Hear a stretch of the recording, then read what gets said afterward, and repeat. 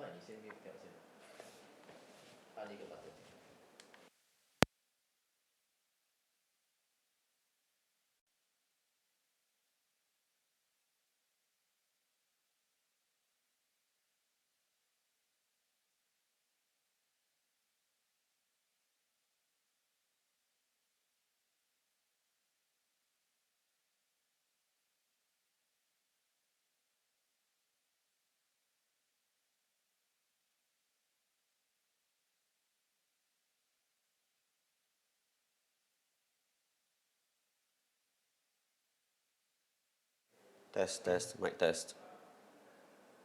Mic test 1, 2, 3. Test, test, mic test.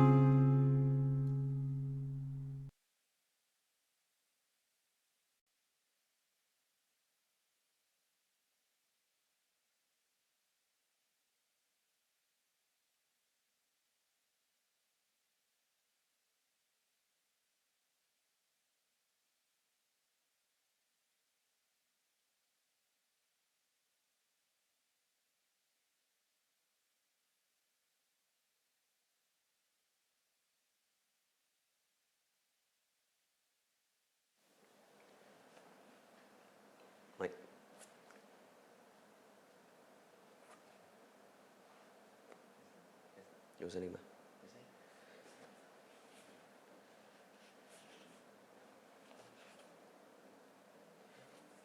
Okay, good morning everyone. Thank you for spending a Saturday morning with us on our first YouTube live stream by SRI. Of course, we have always wanted to continually enrich and engage our clients, our consumers on some hot topics on real estate. But of course, during these latest measures, and yet we still want to be social responsible, we thought the best way was to live stream our ENRICH seminar to you so that we can still reach out to masses. So we'll be starting shortly. We're waiting for some more viewers to be coming in. Once in a while, you'll see me be looking at my screen because I need to point to where my slides are talking about. But we will spend about an hour and a half touching on 3 major topics. As you can see on the screen now, we'll be talking about prices, will it go up or go down. We want you to learn and to be able to look beyond 2020, to look into 2021 as well. There'll be some key indicators that we want to be sharing with you so that you know what to look out for in this coming year and probably the year beyond. Second topic we'll be talking about will be on the more than 40 new launches that are coming up in 2020 to find out which is the best to buy and when is the best time to enter. And lastly, we'll be talking about your current property. Will it be an asset that you always think that is an asset or actually it's a liability? So as we go along, I have shifted some of the topics around. I'll start off topic 3 first because because along the way, while I'm preparing for the slides for this, I actually added in one topic that everybody would probably want to know in today's market, which is how will COVID-19 affect the new homes segment or probably property prices in Singapore. So I'll be moving around the topics. I'll start off with whether your property is an asset or liability to let you know that there's some changes in today's market. It has been performing differently from how it was last time. So bear with us. I'll be starting in the next 1 minute. While you're waiting, remember to subscribe to our channel, SRI YouTube channel. We have plans to be releasing a series of videos on real estate topics. So by subscribing to our YouTube channel, you'll be able to get live updates on these videos. So we look forward to seeing you in our future videos as well. So I'll start now. I think it's time to getting a cue from our hero Dan Koh, the man behind the scene, helping us with all the lighting, the setup, and the sound to make this possible for everyone. So I get a cue. All right, I can start now. So we'll go into our first topic on whether your current property is an asset or liability. I've shared this topic quite a number of times across the entire year in 2019, but I realized that it's still a very important topic that a lot of people do not realize, that not all properties, after holding for years, it is still an asset. It could be a liability at this point of time. So how did this topic come about? It was actually inspired by one of the consumer that attended a seminar that I held in the East region last year. So in the past, every seminar that I hold, I realized that consumers will come up to me and ask me, hey, should I be buying into this property? What's the potential of this area? Is there a growth in this area? But then I realized there's a change in how consumers are reacting. So that time, this guy came up to me and he told me this question, which shocked me a bit. He said that, Ken, I own 3 properties in the Eastern region, but I'm not a happy investor. Can you guide me into how I can see money in these 3 properties that I own? So I asked him, why are you unhappy? Because usually anybody who owns 3 property will be happy. They'll be probably telling the world that they own 3 property. So he said that because the 3 properties he has been holding on for 10 years, he's not seeing money at all. So a lot of money is being stuck in the property and he's not happy even though he owns 3 property. That's when we went into in-depth analysis of the 3 properties that he owned. And then we realized that, yes, the market has changed quite a bit, probably in a few factors. One of the factors is that we are seeing a very big shift in the generation of purchasers coming into the market. In the past, the millennials were young, probably still schooling. The current age that we are in now, the millennials are probably the biggest group of consumers that we are seeing in today's market. So what does this matter to a lot of people? Yes, it matters to who? It matters to developers themselves. It matters to ourselves who owns property, because when we sell our property, these people are our consumers. So understanding them is a very important factor in today's market. And second thing is that with IT disruption coming into our segment, or rather every segment in Singapore, it has changed how property investment should be done in a mid to long term. So in the past, we always thought that property investment, we have been told that property investment is a passive investment, whereby you buy, you hold it for long, you get it fully paid up, you earn rental yield, and you're happy. But actually in today's market, you realize that property investment is no longer passive, but instead property investment is active. And this is the reason why. I'll move into one of the first property that the guy told me to analyze. So we look at this slide. His property was Villa Marina, and he asked me last year, he said, Ken, should I sell Villa Marina? Should I be selling it because I'm waiting for en bloc and stuff? We went through an analysis of the en bloc and we realized that it's probably not going to happen in the near future. But when we drew out this chart for him, we realized that it's time for him to sell. Why am I saying this? Because we can see that when he bought Villa Marina at the start, which is the start of the during the launch period, it has been growing for the past probably 9 years of about 134% growth rate. You can see my laser pointer on the screen now. And thereafter, from 2013 to last year, 19, you realize that his property has only grown about 2.97%. This is what we call the stagnant growth. And if I annualize this 3% growth across 6 years, he is actually getting a returns of 0.5% per annum, or rather 0.5 to 0.6% per annum. So does this make sense to even hold the property for so long, thinking that it will continue to grow? Or because you probably get the same kind of returns in a bank, or probably even more in a fixed D. So that's when we saw this, and I told him that I think it's time for you to sell.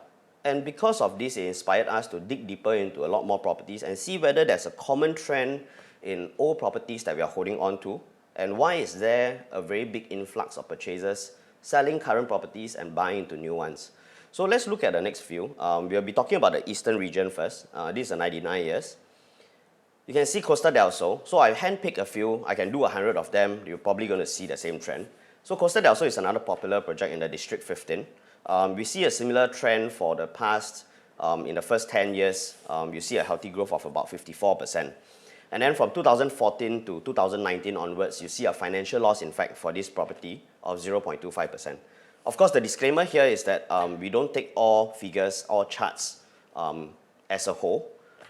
If you want to know in depth about your own property, the type of bedrooms that you're holding on to, whether is it making loss or profit, speak to our SI agents. They have the tools, they've been trained to go in depth to show you. What I'm showing you here is the performance of the property, the condo itself on a whole. So you can see that in 2014 to 19, for the past 5 years, Costa del Sol has been seeing a financial loss of minus 0.25%. So if we have given proper advice to clients who have been holding investment units in Costa del Sol, or even for homestay, we could have told them to offload their property a few years back, reinvest in their cash back into a newer property or something that will have given them a bigger growth of maybe about 20 to 30%. So let's look on to a few more. I'll explain later why we are seeing this trend. A lot of you now in your head, you'll probably think that, hey, Ken, everything we are seeing is 2013-14 is probably because of TDSR. I'll explain later. So we'll look into freehold property as well. This is the Sound. Also in the eastern region, we see a similar trend of 178% growth in the first few years, and then a financial loss of minus 5%. Now we go into the northeast region to see if they perform the same. The Quartz had seen very good growth of about 123% in the first 7 years. And then after that, you are seeing a financial loss of about 8.6%. The Quartz is a very good example for us to be looking into quite a number of topics. Because if you realize Quartz has, as of current date, is seeing very healthy transactions. A lot of transactions that are happening, but a lot of them are still fetching prices that they have seen many years back. So we are seeing a similar trend in the quartz. We move into residences, botanic, also in the northeast region, a healthy growth of 207%, and then a financial loss of -4%. So this is the thing. If we continue to think that property investment is a passive, we will have continued to hold our property for long term, thinking that it will continue to grow. We are blessed. IT can be disrupting. It can also be a blessing. We are blessed in the sense that today we have tools and we have very transparent information in today's market to be able to tell whether your property is a liability or is it an asset. Which is why I also say that property investment in today's market is active. You need to constantly be looking at your property to see whether it has reached a saturation point, whether your property has reached a stagnant point, and when is it a good time to let go, when is it a good time to reinvest. So not forgetting, this active role is needed because you don't want to be wasting about 5-6 years of your golden time letting your capital in a property erode or probably stay stagnant. You want to be taking an active role to keeping your capital on a high yield years. And of course, every property investment today brings us about 3 to 4 years. And how many 3 to 4 year cycle do we have before we decide to go into proper passive and not take risks? So the cycles are not a lot. The need to look into your properties ASAP is important. The need to readjust your property holding your portfolio is extremely important as well. So before I tell you why we are seeing this trend, let's look at the Western region now. This is Centuries. If you don't know where Centuries is an integrated development just above Jurong Point, seamlessly linked to your Boon Lay MRT station. So even integrated development, although we see more resilient pricing here, you can see that they have grown about 125% in the first few years. And then for the past 6 years, stagnant, but you don't see a financial loss. You are still seeing it grow, inching up by about 3%. I have a client who owns 2 properties in Centuries previously, and in 2014, we have already told him that he has probably reached a saturation point in Centuries, and it's time for him to let go. So he has sold these 2 properties, and now he's reinvested his money into a landed property that's seeing growth now. So these are the active roles that SRI is here to help you look into and to be with you through this journey so that you don't be wasting your golden years of making good yield from your property. And then we see the next one, Caspian. This is beside Lakeside MRT, very near to the MRT station. Same trend, 83% growth, and then a negative 3% financial loss across the past 5 years. So of course, you are saying that, Ken, we are seeing this trend because in 2013, TDSR was introduced. So all properties in general would have seen a stagnant growth or financial loss for the many years.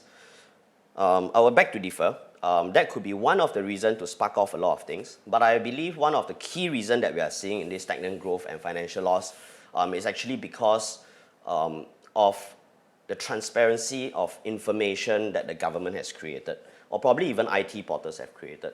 So what we are seeing here, like I mentioned at the start of the seminar, we are seeing a very big shift of our consumers. Consumers are millennials that we come across now. And the definition of millennials are people who grow up with internet. I consider myself a millennial as well, as in I hope to be a millennial. So I have grown up with internet, and internet is the way of life for me. And these people has a very common characteristics within them is that we have very fast information on hand. So with fast information on hand, today if I walk into, say for example, Caspian, and I know that Caspian last transacted for the past 10 units that were transacted was about $1,200 per square foot. I'm not going to pay anything above $1,200 per square foot. I'll probably pay around the same range because that is what has been last transacted. In the past, when information was not so transparent, people could have asked for a bit more sky-high prices. The last transacted $1,200, nobody knows about it. I can ask for $1,300 the next time. Anybody who comes in like my unit can pay for that price. Today, the transparency of information provided by the authorities and property portals have actually stagnate the market in the resale segment very, very fast. And the change in population where these consumers have very fast information on hand. Today I whip out a phone, I know what is your last transacted price. I'm not going to pay as high as that.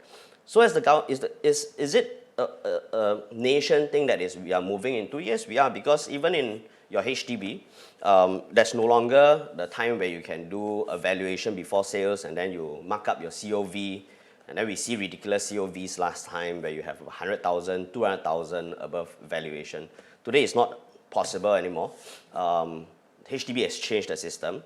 What message are they passing across? They are saying that today if you want to check how much you should be purchasing or how much you should be selling, refer to the HDB portal and check the last transacted to determine your price. So the government is directing everybody into this transparent information flow, and that's why you will see a very fast saturation point in a lot of properties. And of course, valuation for HDB can only be done after you purchase. So the whole market is moving into this flow of operations, which is why we see a very fast saturation point coming up in properties, and that's why we are urging all of you to take on an active role even though you are holding on to properties. Do you know this chart that you are looking at? I can be talking about a lot of points. Does it mean that we shouldn't be buying properties because they saturate fast? No. The answer here is that you should buy into property on the early onset to be sure that you are one of the purchaser that sits on the biggest buffer. In all the charts that we see, I can scroll back, and in all the charts you can see that the properties are seeing the steepest growth from the start. So if today I'm a consumer that enters right from the start, whether the property stagnate or saturate after a few years, I know I'm sitting on a good buffer. I know I'm sitting on a good buffer that doesn't make me go into a financial loss. And that's why you realize there's a very big shift or paradigm of people entering into new launches because they see value in it. And of course, on the other end, sorry, wait, give me a minute. So of course, on the other end, what we are seeing is today, if you are planning to go into either a new launch or a resale, of course, that being said, a resale is always, on paper, it looks a lot more attractive than a new launch. That's one seminar again. We have a huge topic on that, but I won't be covering today. We'll probably be doing in one of our videos coming up. You can subscribe our channel. We'll be releasing a video on that. But let me briefly talk about that. So today, if we look at this chart, okay, like I mentioned, if today I'm entering as a resale and I see that Centuries is selling at about 1,002, I decide to enter. But my point of entering is at this point, right? At this point where it has already reached a stagnant growth, will I be expecting to see a future appreciation after that? High chance you know the answer for yourself. But if today I enter with a huge buffer, that's where I know the growth will be. So then again, why do I say that 2013 TDSR does not really affect all properties on the whole to see such similar trend? It's because when we look at new launches that were launched in 2013 and beyond, we still see a healthy growth. So now I'm showing you an example of J Gateway. There was a new launch that was launched in 2013 in Jurong East. We still see a healthy growth of about 22% to 23% after its TOP. I myself bought a unit there. That's 1306 when they first launched. So when we first purchased J Gateway in 2013, there were a lot of people who say that the prices are a bit crazy for Jurong East. And I remember the PSF that we purchased was about 1,005 per square foot. We sold off the unit last year. We sold at a price of about 1,009 per square foot. So the returns are good, and that's why we are explaining that TDSR doesn't play a very big impact on that. If we look at another launch that was in 2014, the Panorama, you can see that over the years where we are showing stagnant growth or financial loss in other resale properties, Panorama, you are still seeing a good growth of about 18%. Some of the units there are fetching almost close to 300 to 400,000 profit margin. Why are there some reasons such? J Gateway has its reason because of a regional center coming up. Panorama has a reason because they have an upcoming MRT station in that area. And of course, High Park Residences that was launched in 2015. Again, a lot of people didn't believe in that area because it was Jalan Kayu, it was Fernvale, it was new. Again, you can see that people who bought into High Park Residences are making good profit as they just TOP last year. We are seeing average profit of about 20 to 21%. Again, these figures, 20 to 21%, is a conservative figure. Why am I saying that? Because a lot of property purchase are leveraged. we are always leveraging on property purchase. Seldom you see, or we don't even advise our clients to go into a full cash buying of a property because our interest rates are one of the lowest in the world. At about average 1.74% now, leverage makes a lot of sense. So if you're just going to buy a high park residences and your down pay is only 200,000, your profit margin is 200,000, in layman term, you will have 100% of capital growth based on the capital outlay that you did. It's not even 20%. So again, I show you one more example of Botanic at Bartley, launched in 2015, and upon TOP, we are seeing a good growth of about 16%. So this is the part on your private residential portion. To sum up, I just want everybody to know that property investment or property holding is no longer passive as what we were told last time. It is active, and we have the skill sets and the tools. We are blessed with this to be able to see and to take on an active stance to see whether is it time to let go of our property. Are we holding on and struggling for marginal growth? Or what if we have cash out from the property and reinvested into a new property that gives us in the next 3 to 4 years a 20% or maybe even a 30% growth? And of course, in this time period like this in COVID-19, a lot of opportunities are coming along the way. I will share a bit more later, but let's move on to the HDB segment very quickly so that I don't be taking too much of your Saturday time. So on HDB portion, it basically acts on the same way as how a private property would have worked on that I showed you just now. So in 2017 in March, when a blog was released by Minister Wong, this blog mentioned that only 4% of the HDB will be identified for sales since the launch in 1995. And the message out is do not assume that all HDB flats will automatically be eligible for sales.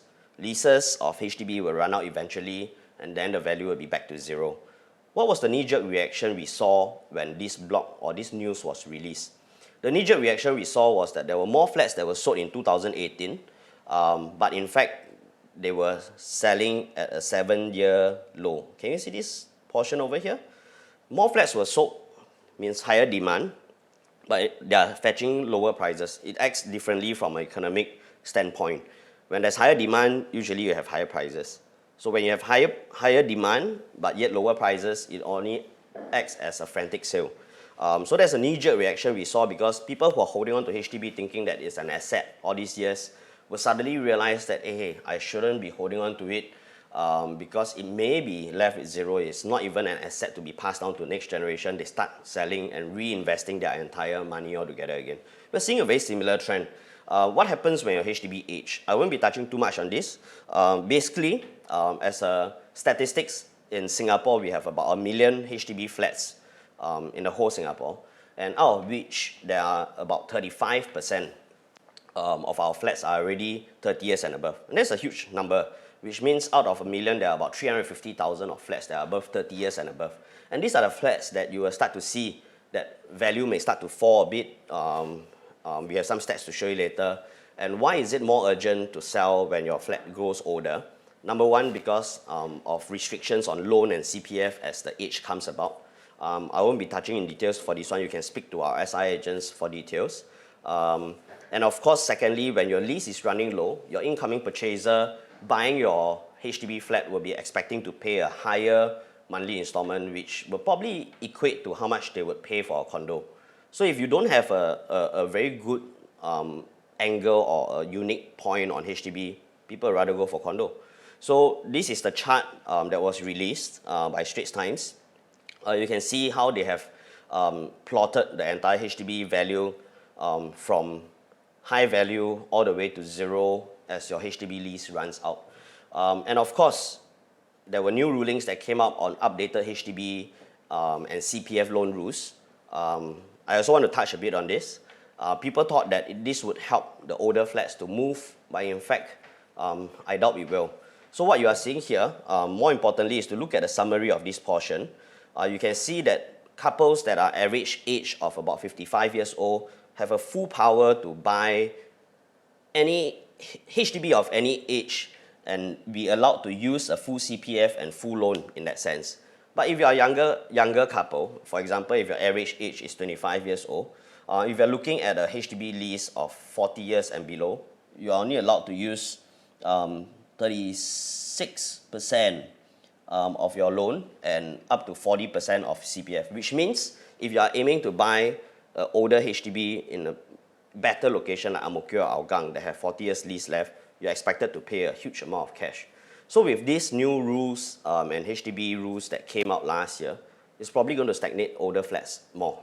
And this is also a reason why active role is needed even in your HDB flats. What did we see? In 2013 onwards, similar trend. From 2013 onwards, the price index of HDB flats have been dropping all the way to 2019. There wasn't any recovery. When we dig deeper into this whole thing, you can see that all HDB flats in all towns have dropped about 11% for the past 6 years, from 2013 to 19. And this is true, in fact. I have met up with a lot of friends, a lot of consumers who are selling their HDB. When I did an analysis for them, I realized that a lot of their HDB value has dropped about 10% to about 11% for the past 6 years. Don't believe? Take your parents' home, take your own home, go and do a quick check on the valuation on the last transacted. 6 years, you will see a drop of about 10%. This is true across the entire island. So, do you realize another part? As I highlight this blue portion, I'm marking down in March 2017. What you see in the green bars here are the transaction volumes, the number of units that were being sold in HDB. So you can see that from 2013 till now, in fact, this blue zone after the blog post was released and the news talking about HDB becoming zero value, you see an increase in the volume of units that were being sold, but yet a sharper drop in prices from there. And that's the knee-jerk reaction we saw, and it's very hard to reverse this thing because it's been released. The news has been released. HDB is not an asset. This is something that we feel clients should take note of so that we can reinvest your hard-earned money that is in a property that is not materialized into something that will probably give you better returns. So if I break down into the number of bedroom types, you can see a 3-room HDB has dropped about 17% across the 6 years. 4-room dropped about 11%. 5-room dropped about 7%. And of course, EA dropped about 4.48%. So these are the trends we are looking at. Again, we urge you to take on an active role, speak to our SI agents so that we can analyze deeper for you. They've all been trained for almost a week of training just to go through all these things. And then one more topic on CPF accrued interest. A lot of clients would think that they would be happy because they didn't fork out a single cent while they paid for their HDB and they use CPF to fully pay up. But the scary thing that is unknown to a lot of people is the accrued interest that CPF charges, which they're supposed to pay you. But if you use any monies from CPF to pay for your housing, then you are expected to return that CPF accrued interest that they're supposed to pay you when you eventually sell a property.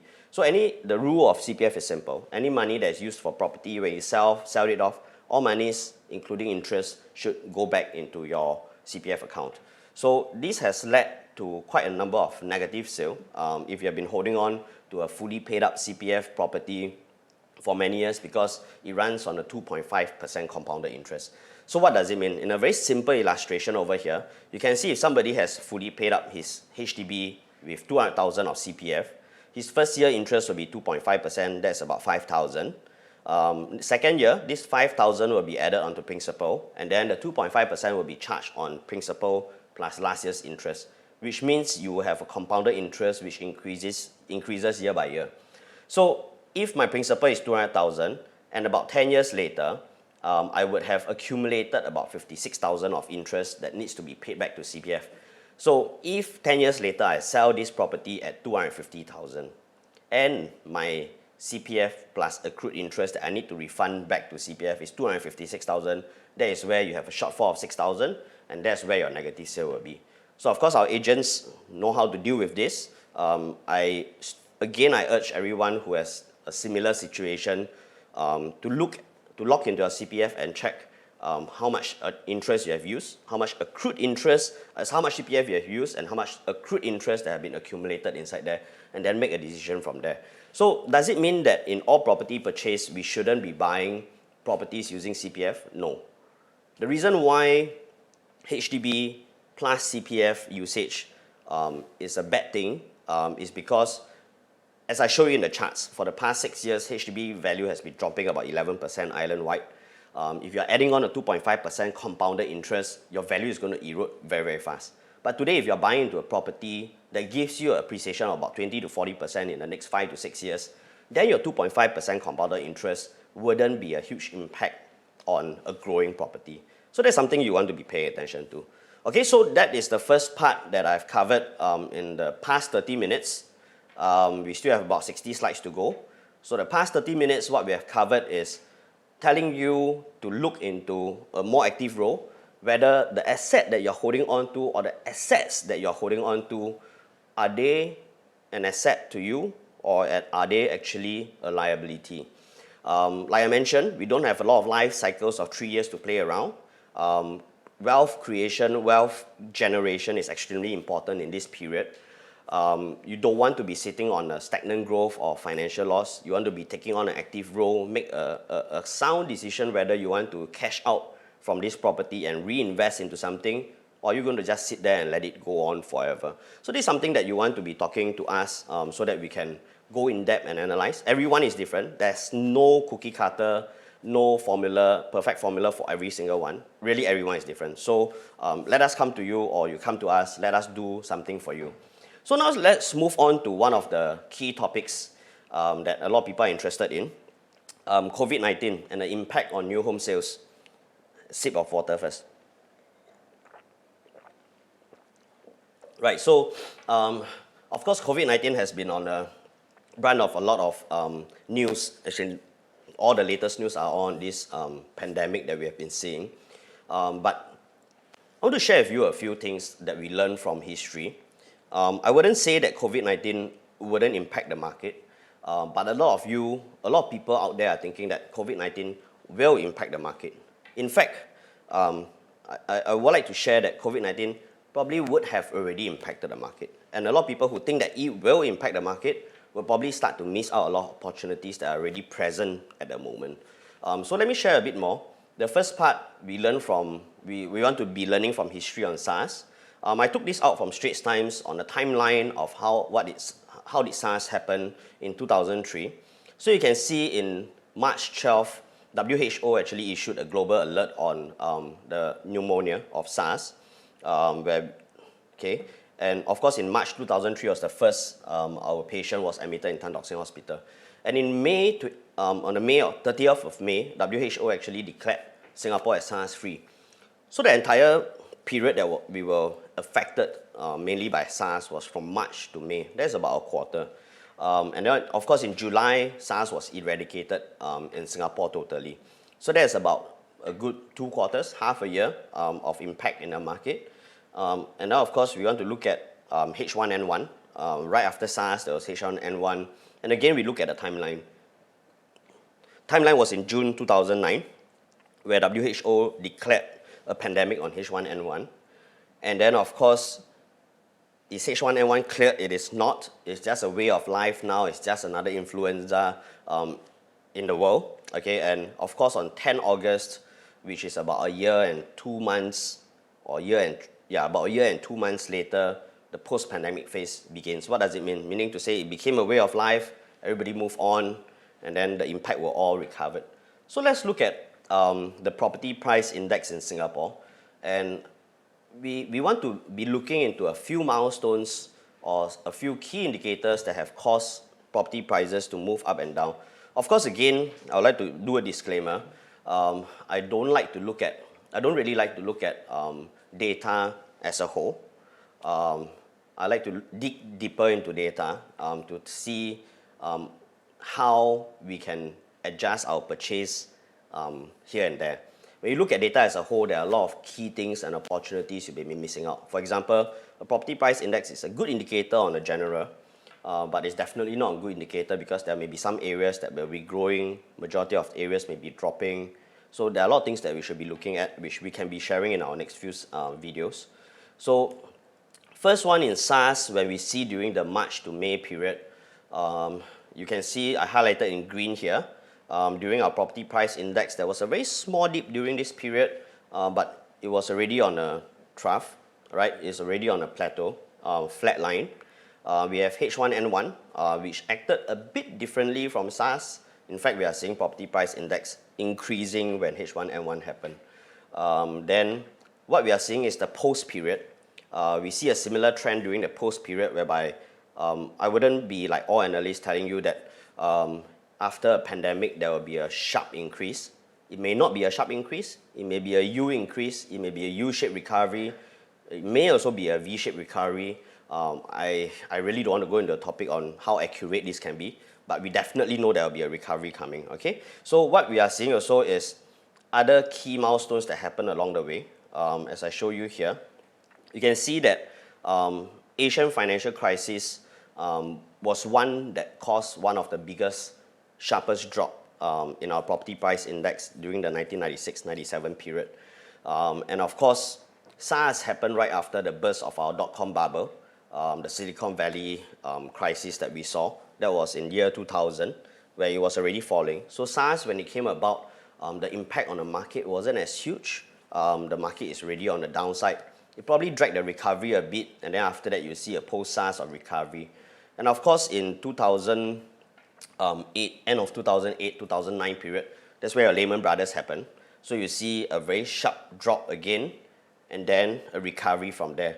And of course in 2013, 14 onwards, there wasn't any financial crisis, but in fact we saw a 15 quarters of dipping of property price index. Is this a crisis? It is not. It's a self-inflicted check by the government using TDSR to put our prices in check. Since we are on this chart now, I would like to also say that imagine TDSR wasn't in place in 2013. What would our prices be like now? How would our prices have increased according to a 10-year cycle? How would our property price index be increasing at this period of time? And how sharply would it have fallen if your COVID-19 happens now? So we are seeing a bit of stagnant in that sense because TDSR has done its job to stagnate our market during that period to prepare for anything that comes along the way. We had a sharp increase in end of 2017 where immediately the government was very sharp. They slapped us with another cooling measure and brought the market down again. So in hindsight, during that period of TDSR and cooling measures, a lot of complaints here and there, everybody is complaining. But on hindsight, if you look back, they would have saved the market of what we are looking at today. Really, they would have saved the market of what we are looking at today. So my question here is, when we look at this chart, there are a lot of people who are buying for investment or buying for homestay will be looking at this and say, maybe I should look to time the trough. Meaning to say, I look to time when is the bottom of the market. So this is the part. My question is, are you timing the trough? But then let's look at this. Over the years, let's see how the trough has reacted. You have the first trough in 1997, your Asian financial crisis. You have a second trough during your dot-com bubble burst and your SARS period. You have your third trough that happened in your Lehman Brothers global financial crisis. And of course, you have the fourth trough that happened during TDSR. Do you see a common trend here? The common trend is every trough has been higher than the last one. Whether timing the trough is important or not, I'll leave you to think about it. But when I spoke to one key figure in the industry yesterday who went ahead to purchase a property, and he being in the trade, in the industry would know better than anybody.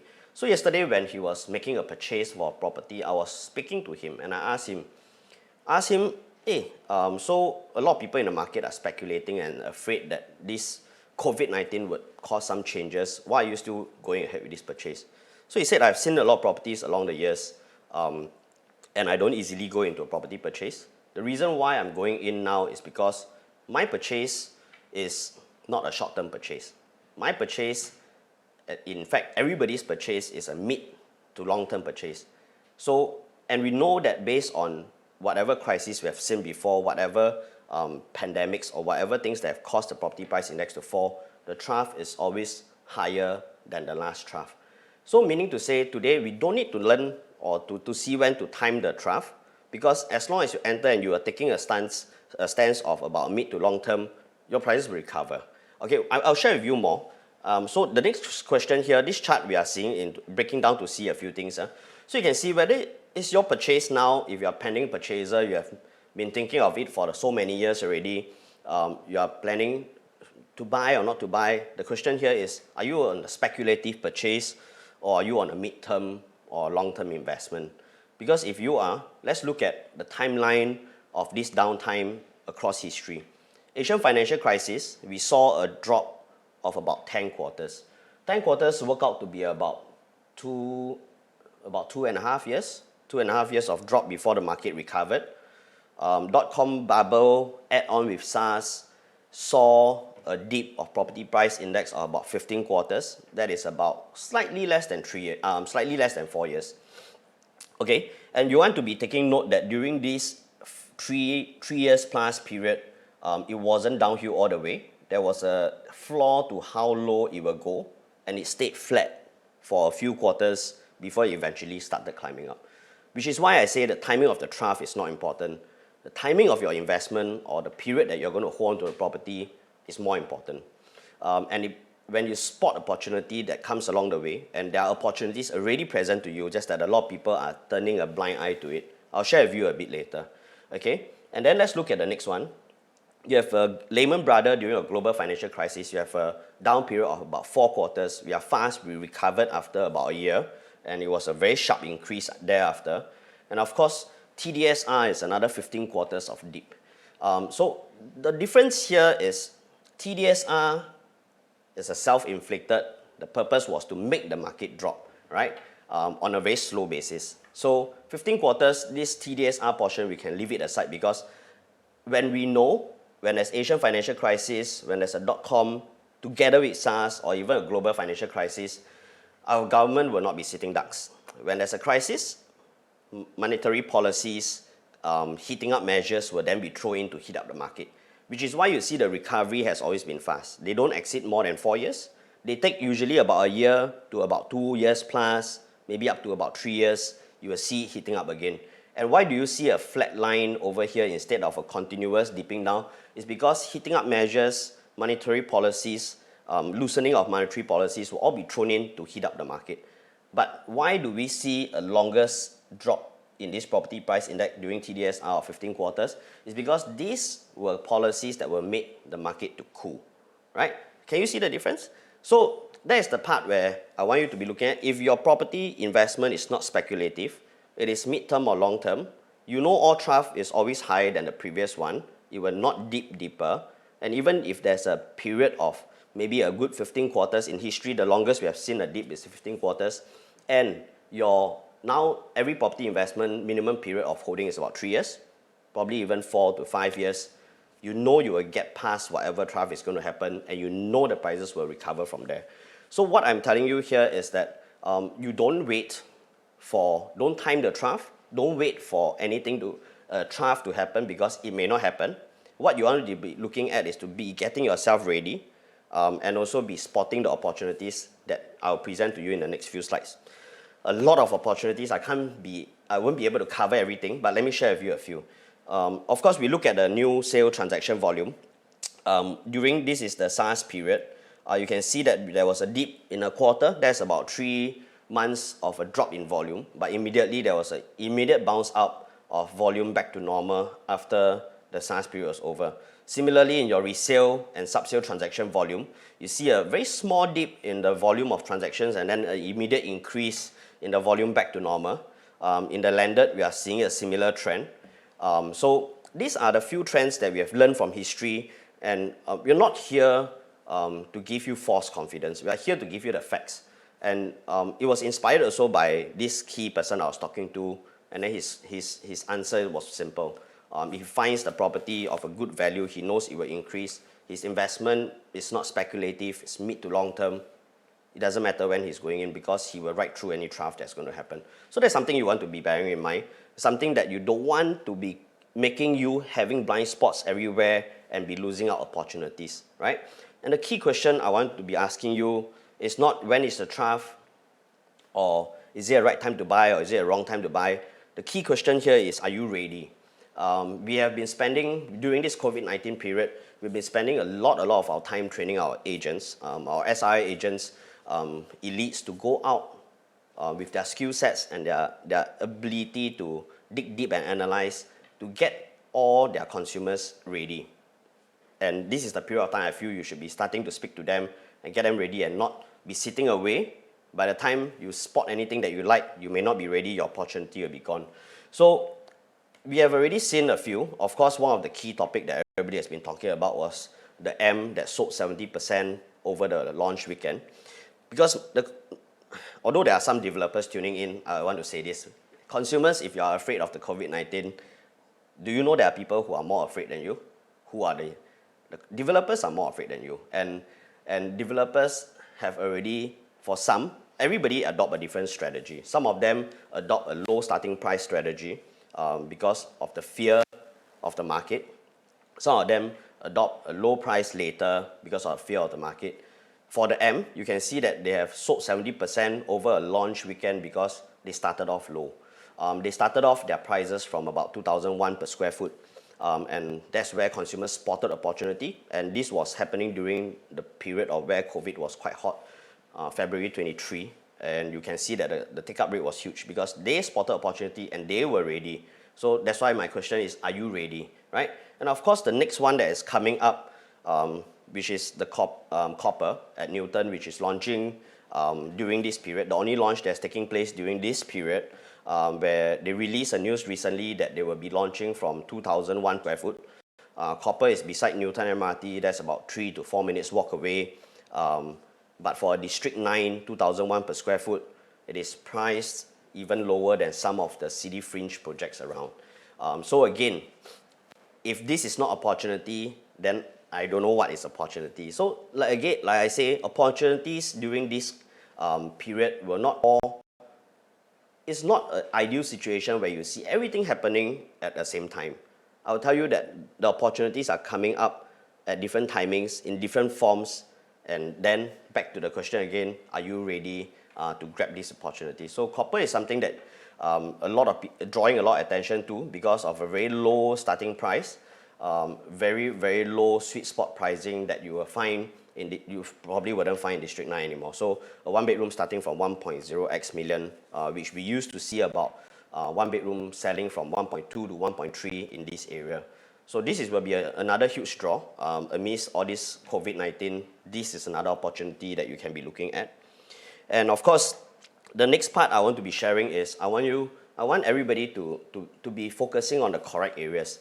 A lot of people are focusing on the negativity and the bad part about COVID and saying I should shy away, I'm cancelling appointments. Like I mentioned, you should be getting yourself ready. You should be looking, getting your agents, your SI elites to be looking out for opportunities according to what you want. Everybody has a different taste.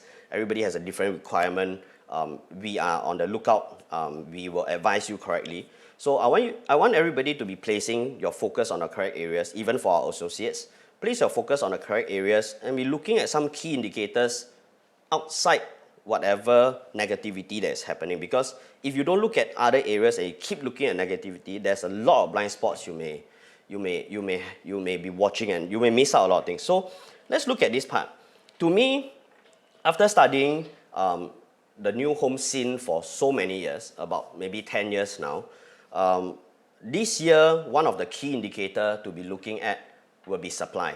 Why am I saying that? Over the past 2 years, we have been seeing a very huge supply of new homes in the market because of the frenzy of purchase by developers. There were a lot of lands that were being sold, probably more than 90 lands that were being sold. So we are very used over the past 2 years to have a lot of supply, a lot of choices, taking our time to choose. But I want to bring you beyond that. Supply, to me, is a key indicator into whether prices will go up or go down this year or in 2021. Let's look at this. So to give you a bit of the outlook that we have seen, in 2019, do you see that we have transacted a 9,900 over units of new home sales? And then of course, on the other hand, quite similar trend of 9,200 resale units that were being sold. In fact, the new homes have picked up quite a lot as compared to previous years whereby the resale was doing better. So last year we saw new homes picking up a lot, probably because the supply were there and there were a lot of good buys in the market. Buyers were flocking in. Then of course, to give you a bit of confidence in the market also, you can see the rental contracts have been increasing year on year.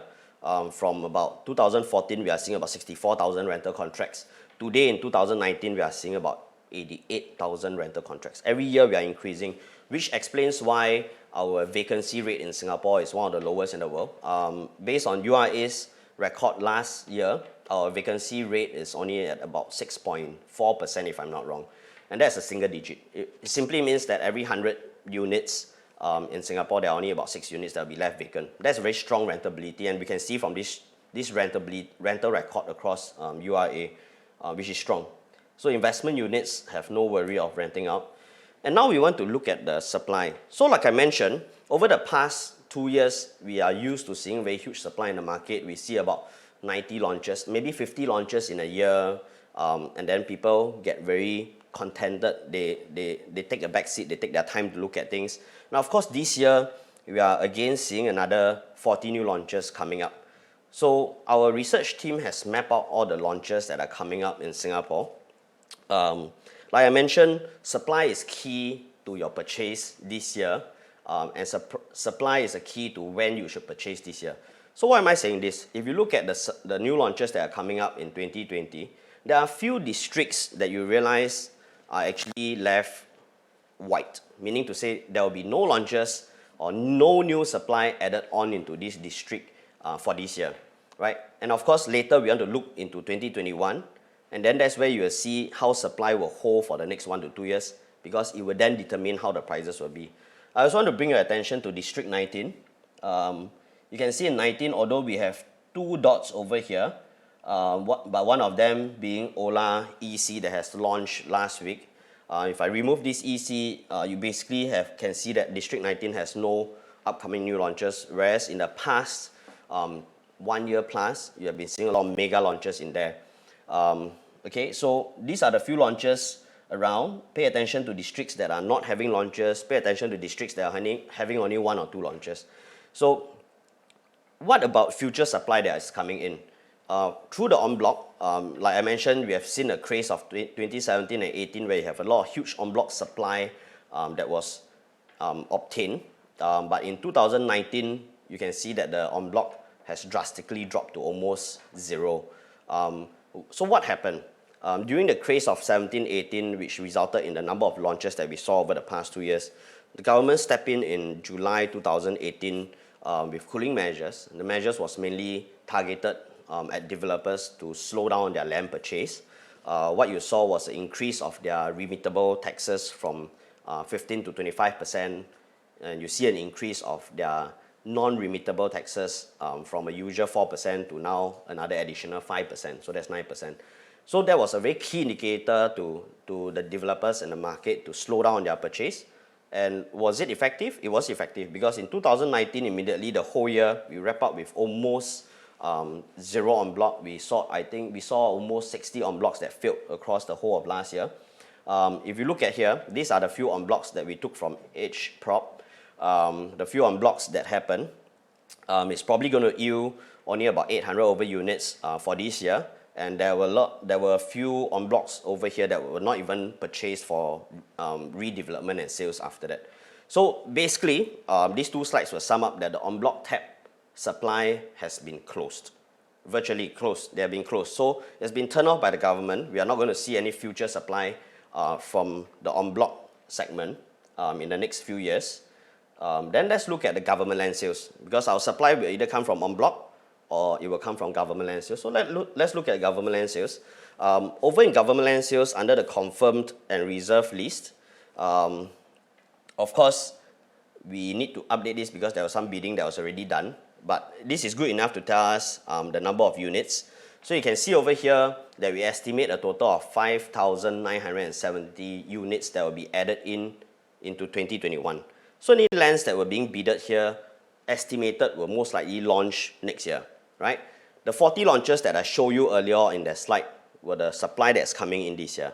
So now, through the en bloc and through the government land sales list, we will be able to estimate the supply that's coming in next year. So we plotted out these government land sales again into a map, and you can see that there are again more districts that are coming up that are not having any supply. So when I put these 2 maps together, I'll basically be able to tell what is the incoming supply for this year in whatever area, and I'll be able to tell what is the incoming supply for next year. And these two pieced together will give you a rough idea of whether there's any more new supply coming into a certain district for the next 2 years. And this plays a very big part on how the prices will change along the way. So let's look at this chart. Like I show you, over the purple bars that you see are the number of launch units. The orange bars are the number of new homes that were being sold, right? So last year, like I show you, we sold 9,912. Across all these years of almost 10 years, we consume on the average of about 12,000 units of new homes per year. And if this year we are launching about 12,500 units on the average, and we assume that we're going to consume the same number of units, what is important is beyond this year. Into 2021, if we estimate the current stock that is incoming to be at about 5,900, and probably adding on a bit from the government land sales, because there are still a lot under reserve list, probably nothing from your en bloc anymore. If we remain at about 6,000 to 7,000 units in 2021, anybody who is looking at these figures will know that after you go through this year, your prices will start to increase. Why? When there's a lack in supply or there's a drop in supply, prices will tend to increase. And again, I don't like to look at the general picture on the whole. I like to dig deeper into different districts that we are looking at, which is why I say I can go on and on, because every district behaves differently. But let's look at a simple economics explain. During a normal supply, the prices fetch will be at this point. When I have a drop in supply, my supply bars shift, the prices will definitely increase, where you meet the equilibrium of the demand. So this is simple economics that we learn in school, but it's happening in real life in our real estate. I just simplify the whole thing to let you understand how a drop in supply will increase prices. Then let's look at the real chart. Across the years, have Singapore's property market been behaving the same way, where supply drop, prices increase? Let's look at this chart. So we plotted this chart of the property price index together with our private housing stock across the years. I just want to show you that when there's a drop in supply, so these purple charts, the bars will show you a drop in supply, right? So this is the private housing stock. So when you have a drop in supply, you see your property price index increasing, right? When you have a drop in supply in 2007, you see a property price index increasing sharply, right? And then after that, you see a low supply over here. Again, there's an increase in property price index. A dip in supply in 2012, and you see a very small increase in prices in 2012 as well. And then you have in 2017, where you have a drop in supply, end of 2017, you see the prices creeping up again. Of course, there was a down, this small little dot that came down was because of the cooling measures where the government threw in this part where the government threw in the cooling measures. So this is the part that I wanted to show you, that from history, 1997 till now, the simple economics that I explained to you actually acts on the same way as our property market in Singapore. When there's a drop in supply, naturally, not enough to feed the demand, naturally your prices will increase, right? So what we have shown you is beyond this year, where we expect supply to be cut almost half or tremendously by next year. Whatever existing stock that you see now will also be consumed to a state whereby the supply will start dwindling, and that's when your prices will start increasing. And we have seen this happen quite a number of times. So let me show you a few case studies. What happens when supply dwindles? Okay, you have the first part during the Kingsford Water Bay period. It was launched in 2015. And then you can see over here, will you be buying during this period when everybody was shying away from purchase in 2015? Or will you rush into purchase in 2017 when everybody are rushing in? Remember I showed you there was a dip in supply in 2017, and that's when prices start to increase. So let's see the difference when you enter into a project in 2015 or in 2017. Like I mentioned to you, when you are scared, developers are scared, that's where opportunity lies in front of you. when the supply falls and when developers are not scared, I'll tell you they'll spare no mercy. The prices can go up quite crazily. We have seen it happen in front of us so many times. And this is what we'll show you now. You can see in 2015, a unit in Kingsford Water Bay on the 5th floor, this is a 3-bedroom, transacted at about 913,000, 913. And that was when nobody believed in this, or probably everybody was shying away because the market wasn't good. But this person went to buy. In 2018, when the supply started to fall and there's no more supply, not much supply in the market, everybody was snatching whatever was left on a herd instinct. Developer ramp up their prices, and you can see a 6th floor, which is a level above, transacted 3 years later at 1.1 million. This is still a new sale. That's about a 208,000 increase on a 1-level difference in an Hougang project. And that's how fast a price can increase when supply starts to fall. Demand supply works in magical ways, especially in this real estate. And you can see in another example, this is 0830. Again, this is a 3-bedroom. You can see that in 2015, 0830 was transacted at 992. 2018, 2nd floor. That means instead of the beautiful number of 8th floor, 3 years later, the 2nd floor bought the unit at 1.205 million. That's a 213,000 increase in price to buy a 6th level down from an 8th floor. That's how big a difference a timing of entering the market can make in terms of prices. So which is why I mentioned that supply is key for you to be watching out this year and even into next year.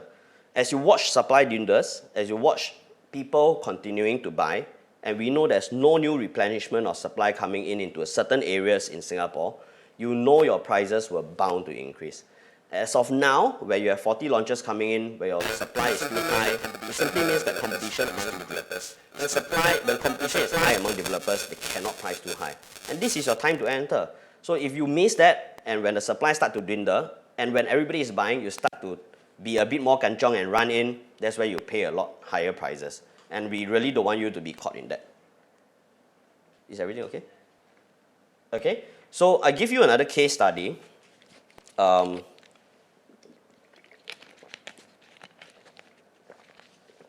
Clement Canopy, again, this timeline was a bit more amazing. So you can see Clement Canopy in 2017. It was launched just before the market turned to become low in supply and high in confidence.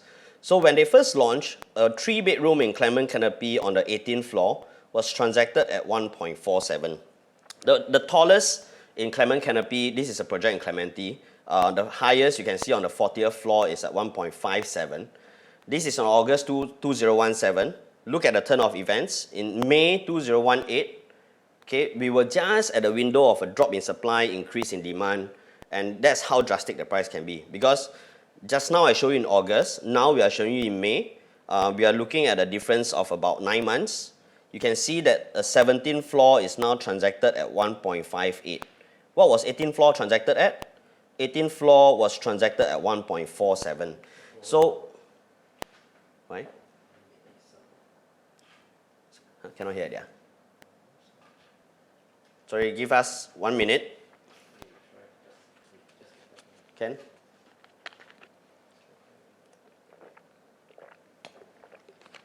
Can you hear? We good?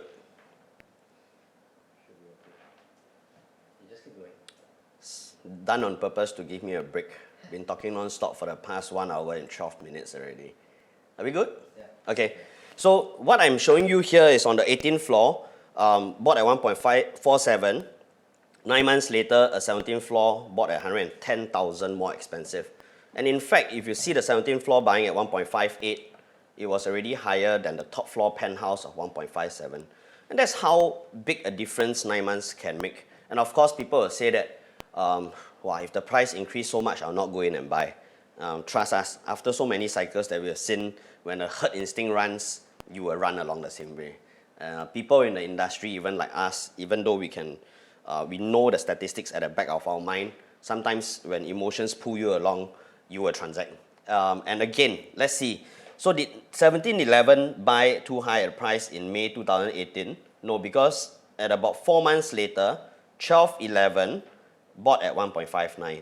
So 5 levels down, bought at about 10,000 more expensive than a 17th floor. And that's how crazy prices can go up when supply dwindles. And again, you will say that we have time to look at the properties until the supply dwindle. I'll tell you there's no indicator into when supply dwindles, because herd instinct happens as and when, and you really don't want to be caught where a few months prices can increase by about 10% or maybe even 15%. And again, the new high is always something that people cannot see now. You think that it's not believable, it will happen. It's happened so many times across the years. So again, my key question back to you is, are you ready? Are you ready to be looking out, or are you just sitting on your fence and not doing anything? Speak to our agents, make you ready, right? So I do one more case study for you. I can go on and on. There are a lot of cases where I can show you how prices will increase sharply when supply dwindles. So you can see from here, seaside residences, when they first launched, in 2017, early 2017, there was a period of time when, again, the market was still not confident. It was just the borderline between low supply. So you can see a 10, 11, 13 floor, they were all sold at about 2 million, 2.03 million. And then we move fast forward 8 months later, a second floor is transacting higher than all the mid-floor units. Can you see the difference? So these are 3 case studies. We can show you more in the next few videos, but let's move on. On my point trying to bring across to you is, look further than most investors. Today, if you are tuning in, you will be able to look further than most investors. Most investors will be looking at what is happening now. They'll see that it's COVID-19, I'm afraid, I don't want to take action. They will see that the supply is so much, I think I can wait, take my time to wait. But then, I want you all to be looking beyond that. Because as you wait, and you don't look beyond, not being prepared, you will miss this opportunity. Because we have seen over a few months, things changes very fast. So what you want to do now is to look beyond. When others are looking at what is happening now, look beyond.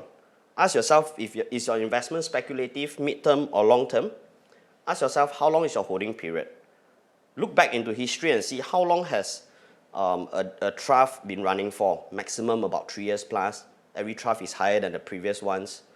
Look at how long your investment is going to be. Look at what is the supply coming up next year. And when are you going to take action? Are you ready to take action? So let's break it down further a bit.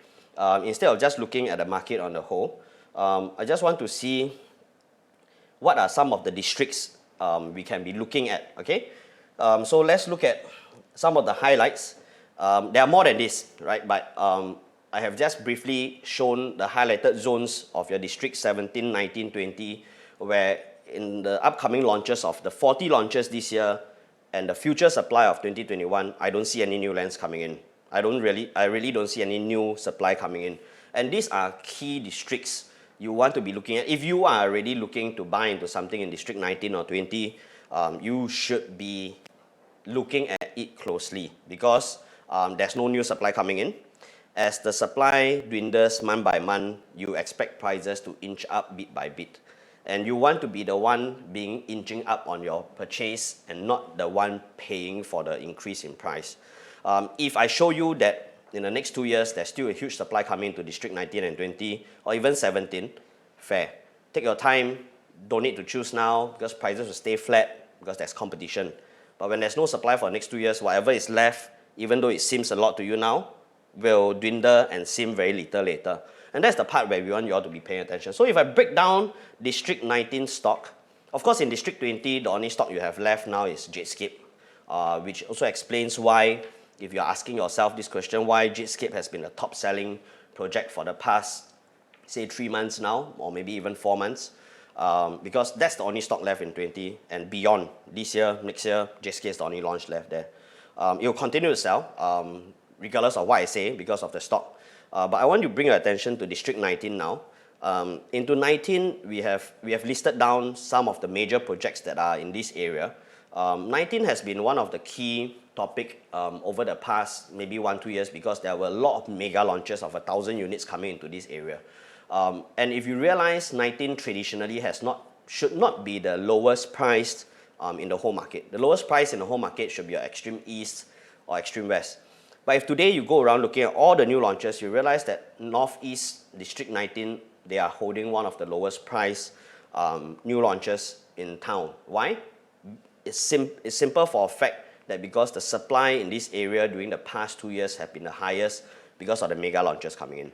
You should be tapping on that because this supply will dwindle. As I show you, in the next 2 years, there will be no new supply being added into District 19. Whatever balance stock we have now will dwindle. And as it dwindles, the prices will start to increase. So if I break down for you, what if we break down even further? So today I don't want to look at the stock of 19 as a whole. I want to be looking at District 19 stock by bedroom types. If today I'm a one bedroom purchaser, I want to be zooming in and seeing, hey, one bedroom in the whole of District 19, I only have a total of 226 units left across 2 years to sell. So if 226 units, I know for sure that 2 years we will take up this stock, then I better be the first mover to enter now, because I know when these 226 units of the one bedroom left drop to about 100 units, I know the prices are bound to increase. If I can see these stats, I'm sure the developers are watching these stats also. Similarly, if I'm looking at a 2 bedroom or maybe even a 2 premium, across the whole market, I only have about 123 units left. Are they bound to increase prices very soon? I'm sure. As the supply start to drop and there's no new supply coming in, prices of 19 in all these projects will start increasing. How fast it will be, I don't want to commit. I'll leave it to developers to decide, but I'm sure they will increase as the supply start to dwindle. And so this is the part that I really hope all consumers will look into. Don't be blinded by very big figures that were thrown into the papers or in the news telling you that property price index drop, increase. Break it down. Look further into these areas you're looking at. Once you look into the area, look further into the types you're looking at. Where's the supply? Supply is key this year, and trust me, it will determine how fast the prices will go up or come down this year. High chance it will be going up. The supply is going to be limited already. So what if we go into another portion whereby I track across Singapore, whereby one bedrooms that are below 700,000. It was a luxury last time. 700,000 or probably 6XXK one bedrooms were so common. Today, I'll tell you, it's a rarity and it's going to be extinct soon. Reason why, I'll show you a bit more later. But you can see from here that one bedroom below 700,000, we are probably left with the last 2 units in rear front if you are looking into something in the northeast. Okay, any other projects will not give you any more one bedrooms that are below 700,000. Of course, we have one bedrooms below 700,000 in Whistler Grand. Again, my chart may not be the most updated because units are being sold every day. The Whistler Grand unit may be sold, I don't know. Please check with your agents before you commit into anything. And again, for Tapestry, there's the last 18 units of one bedrooms that are below 700,000. They're going to TOP, I think most likely by end of the year. So this is one project you want to be looking at also. And then if I break down into one bedroom of between 700 to 800,000, again, we have very limited supply. Okay, so without doubt, we have units left in Whistler Grand, that's in the West Coast. About 30 units left that are ranging from this price. In the Northeast, you have very limited units left in Affinity, Serangoon. That is within 3 to 4 minutes walk to upcoming Serangoon North MRT station, within 1 kilometer to roadside. A very good project to be looking at with very strong fundamentals backing as a project. Florence Residences, they have about 70 units of one bedrooms that are below 800,000. Again, this one is walking distance to 2 MRT stations. Again, another project you want to be watching because it's also within 1 kilometer to Holy Innocents. Riverfront has been one of the most popular projects for the past 1.5 years, sold more than 1,000 units now. I think they are left with about total 200 units. For their one bedrooms that are ranging from 7 to 800,000, we only have left with about 7 units. So ask our SI agents, because they are given all this intel information, compiled information to be able to serve you better. We will be able to bring you to what you want to purchase. And I tell you, it's not about how much time you have, it's about how much you want the prices to increase as you make your purchase. Then of course I can go on to show you 2 bedrooms that are ranging from 800 to 900,000. Of course, some of you say that I want to look for 2 bedrooms below 800,000. I'm sorry. I think it's a rare find, really. So 800 to 900,000, you have units left in Whistler Grand, in Tapestry. One last unit in Whistler Grand, Tapestry, another 56 units. I won't bore you too much. I'll let the agent speak to you on this. You can look for yourself. As we go inch up the price higher, you probably have more supply that's around the area. 2 bedrooms of about 900,000 to $1 million. You have units in Florence, in Riverfront, Candice Residences in Sembawang area. You have Whistler Grand, Park Como and Tapestry in the east side. Final 20 slides. Let me quickly run through with them. So I talk about supply, and I talk about how supply can increase your prices, how a dwindling supply can increase your prices. And you realize how I broke down supply. I broke down supply in terms of quantum.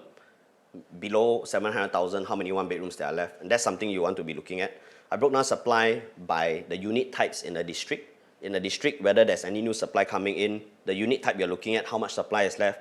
All these are key to your investment. And that's how we make our own investment choices. So, but if you don't have such information on hand, again, speak to our agents. They are trained to be looking into this for you. And of course, you want to look at supply because I mentioned it's a key indicator to how prices will increase and when it will increase. So you want to be making a key decision into knowing when you want to enter and how much appreciation you want to be sitting on. Okay, then let me talk about demand. There's a very high chance demand will increase for compact units or maybe even 3 bedrooms, mainly on compact units in the next 1 year. There are 2 key indicators that I feel the market has not been exposed to. Number 1 is the revision to URA guidelines on the average sizes in non-landed residential developments outside Central Region. Okay, it sounds very chim here, but let me explain in layman terms. This is a news article that was released in October 2018. So in order to cut the number of supplies, to decrease the density of each development that are being built, we used to be determining the number of units, the maximum number of units in the development that can be built by taking your gross floor area dividing by 70 square meters.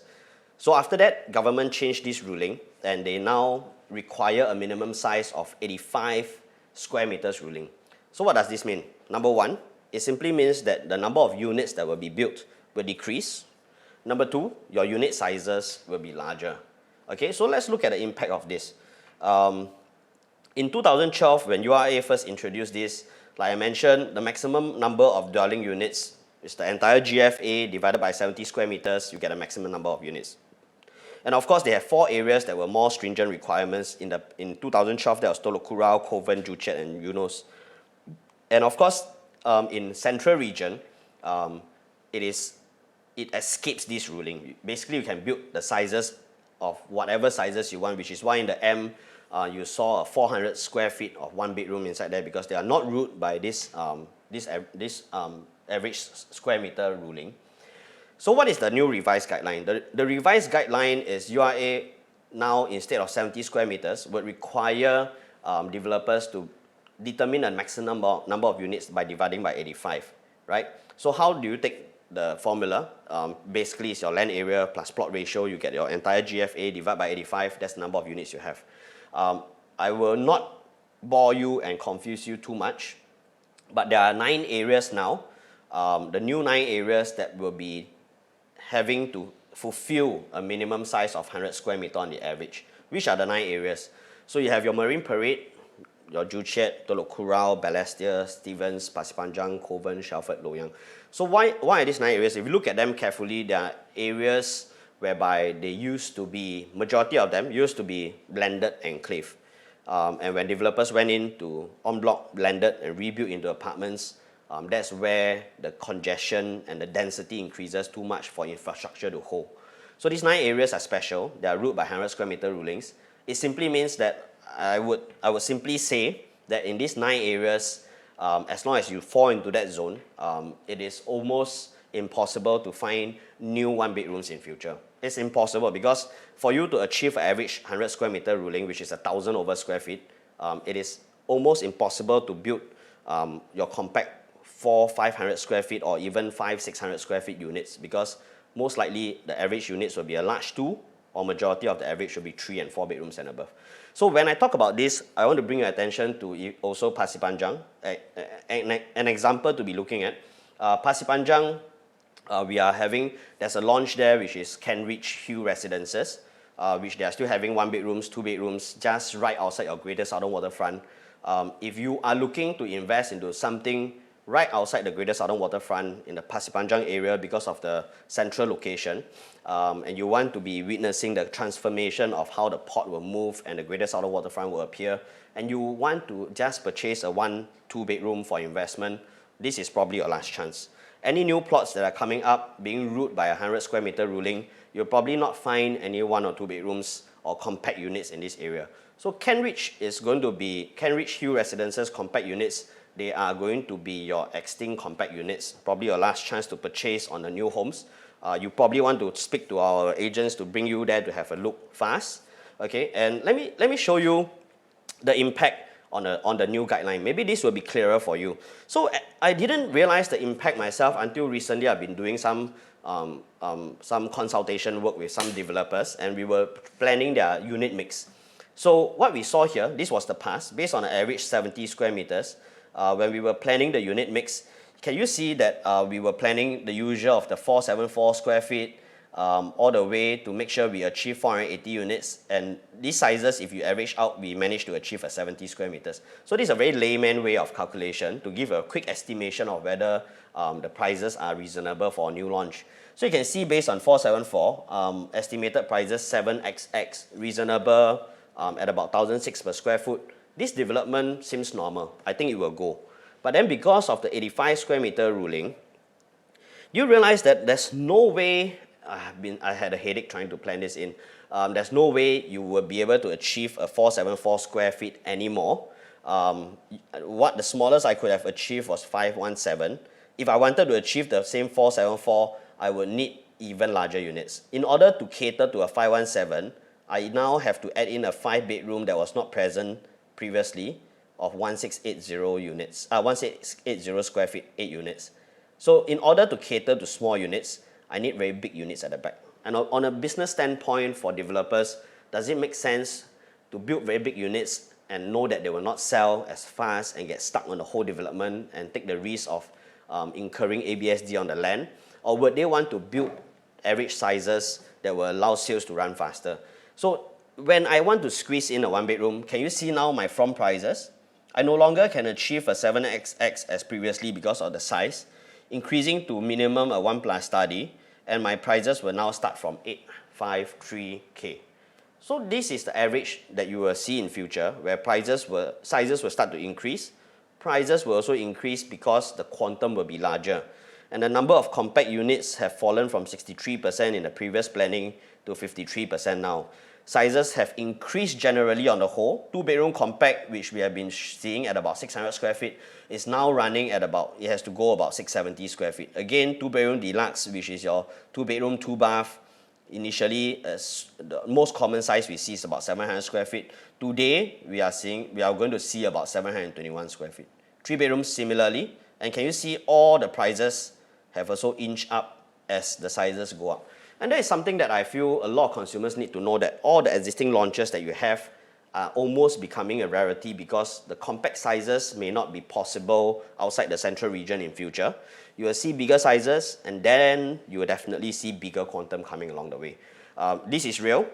Pay attention to this because you don't want to be watching the existing supply clear off and lose out on bigger quantum that you cannot afford later, right?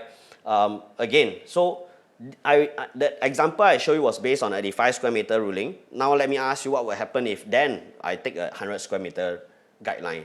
It will be a lot larger, the price will be a lot more expensive.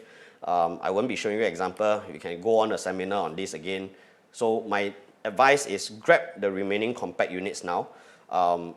They are becoming a rarity regardless of which district you are in except the central region. So if you are sitting on the fence for some time, it's really time to take action because you will realize the sizes are becoming bigger and bigger, right? So the next one that a lot of people don't know, the new SCDF code, which internally some of us know about it, is that there was a revision in the fire code that was updated just last year, December.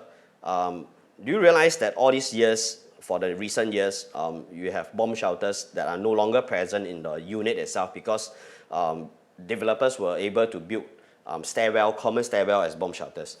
So a revision in the new fire code, which said that all minimum one of the exit staircase has to be naturally ventilated. And of course, when it's naturally ventilated, it can never be a bomb shelter, right?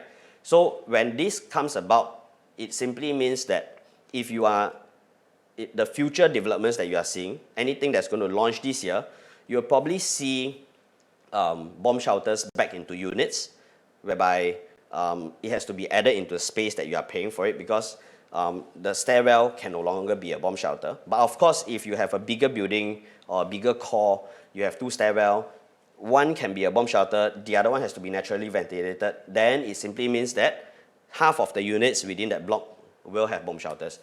Again, is this a bad thing or a good thing? To me, I like bomb shelters, okay, because I like storage. I need space for storage. But then again, there are some of you out there who really don't like bomb shelters. You feel it's a waste of space, and it's going to make your sizes bigger. So if you don't want to be seeing bomb shelters, then whatever is in the market now is something for you to grab, because if you don't believe, walk into any of the new launch show flat this year, you will find bomb shelters in their show units, right? So that's the new ruling that came out. A lot of people still don't know about this. You can share this news with your friends. If you are a hater of bomb shelter, commit to something that is existing in the market. Okay, if you love bomb shelter, then of course the new launches will suit you very well, right? Again, what I just mentioned on these two new updates on the average sizing that will increase this year onwards, or probably even for last year onwards, as the sizes start to increase, your prices start to increase, and with bomb shelters being introduced, I would simply say that demand for compact units in the existing stock will increase. Because why? They are becoming a rarity. They are becoming, buyers will know that if they miss this existing stock, whatever is in the market, next year they won't get similar sizes, similar prices. So again, simple economics explain, as demand increases, prices will increase. So I show you dwindling supply will push your prices up, and increase of demand in compact units will also push your prices up. So if you are still sitting on and thinking that all these things, so COVID is happening and prices will tumble down, I really would want to point to you about your speculative or midterm investment timeline. Because amidst all these things, there are so many factors that are pending to push prices up. And I really hope that all of you can be looking on the correct areas and not be blinded by all the negativity, right? So this is the part whereby we have seen a missed opportunity in Asian financial crisis, a missed opportunity in the dot-com bubble burst, a missed opportunity in global financial crisis, a missed opportunity during TDSR, a very short opportunity during the last cooling measure, and if prices are going to go up in the midterm, are you going to miss this again? So my key question here is, how many cycles do we have left? Because like I mentioned, every investment or purchase you go in is minimum about 3 to 4 years. How many cycles of these 3 to 4 years do you have left to miss? You miss one more time, are you still ready to purchase after that? Or when are the opportunities coming? Again, we have waited many years for such opportunity to come, high supply, fear in the market. These are real opportunities. We are excited. You should not be fearful. In fact, I bring back to the key questions, are you ready? So really speak to our trained SRI consultants to get yourself ready today. We are training them all out to make sure that you are ready for this market. So with that, I've come to an end of today's seminar. I kept to my time. It's 1 hour and 30 minutes. Those who have sat throughout, really thank you for listening in. I have a lot more to share. A lot more to share. So in order for us to keep running this, we will be doing a lot of recorded videos and even live streaming of new topics. For those who have a lot of burning topics in your head or in your mind that you want us to answer, drop some comments in the comment section below. Are they able to drop comments? They can't. Okay, sorry, you can't. So post your questions to your agents. Let them come to us. We will be able to answer almost everything that you need to ask. So speak to your agents, stick closely to them. We are not here to push for sales. We are here to give you proper consultation, and we analyze really a lot of things. I really hope to see you all soon again. Before you all log off, please subscribe to our YouTube channel. Search for Singapore Realtors Inc. for more updates. Currently, we have a lot of advertising videos inside, but trust me, the assurance we give you is we'll be giving you a lot more educational videos. This is just the start. We'll be seeing you a lot more. Until then, this is Ken Low from SRI, Managing Partner. I'll see you all the next round. Thank you, and make the right move. Have a happy weekend. Bye.